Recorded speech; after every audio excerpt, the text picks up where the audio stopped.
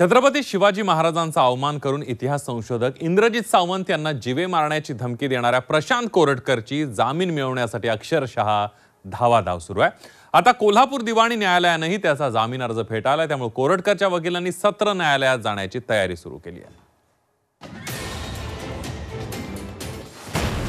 प्रशांत कोरटकरची जामिनासाठी धावाधाव। सत्र न्यायालयातून जामीन मिळवण्यासाठी धडपड।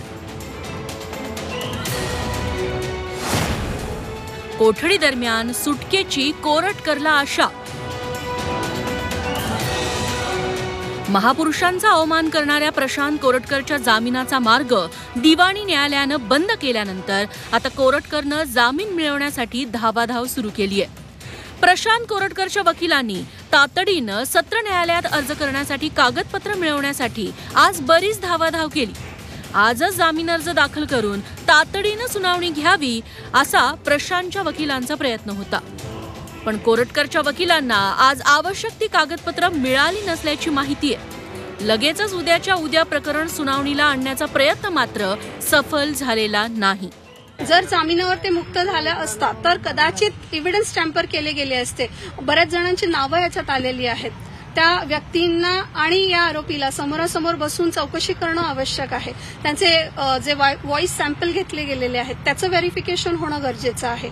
तर ह्या सगळ्या गोष्टी जर बाहेर पडला असता तर कदाचित त्याचा काही प्रयत्न त्याने केला असता साक्षी पुरावे फोडण्याचा, आणि त्या संदर्भात जोपर्यंत चार्जशीट दाखल होत नाहीये आणि इन्व्हेस्टिगेशन पूर्ण होत नाहीये तोपर्यंत त्याला बाहेर सोडण्यात येऊ नये असा युक्तिवाद सरकारी वकिलांनी केला।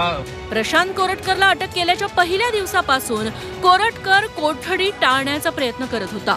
फरार असताना तो अटकपूर्व जामिनासाठी धडपड करत होता। अटक झाल्यानंतरही त्याच्या वकिलांनी पोलीस कोठडी देऊ नये असा युक्तिवाद केला। कोर्टाने दिलेली पोलीस कोठडी संपल्यानंतर न्यायालयीन कोठडी सुनावली तेव्हाही त्यानं जामिनासाठी प्रयत्न केला, पण तो प्रयत्नही व्यर्थ ठरला। आता सत्र न्यायालयाचा आणि हायकोर्टाचा मार्ग कोरटकरसाठी मोकळा आहे। पहिल्यांदा सत्र न्यायालयात तरी जामीन मिळेल का असा प्रश्न निर्माण झालाय, पण सध्या प्रशांत कोरटकरचे दिवस काही ठीक दिसत नाही।